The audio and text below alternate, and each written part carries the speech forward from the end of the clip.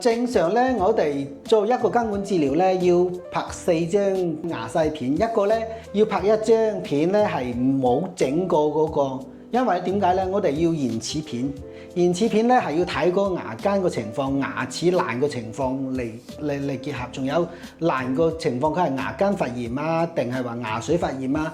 喺呢個片入邊就可以睇到。然之後咧，我可以再拍一張片咧，就要通到呢個牙根個根管個最深個位置。第2張片就係呢個牙，呢個係叫做診斷絲。呢個絲咧係要知牙齒有幾高幾長。然之後咧，我就要將呢個牙髓咧確開，確完之後咧，我就要第3個絲咧，我哋係叫診斷絲嚟攝落去，因為我哋要封到咁長，先可以封閉到最完美個位置。整細完之後咧，我哋仲要拍個片，就跟沖完之後咧，仲要拍個片，有冇到位啊？可以一個 X 光片就睇到，就要4張片嚟睇噶啦，係咁情況。就每一次治療咧，就每一次拍一次。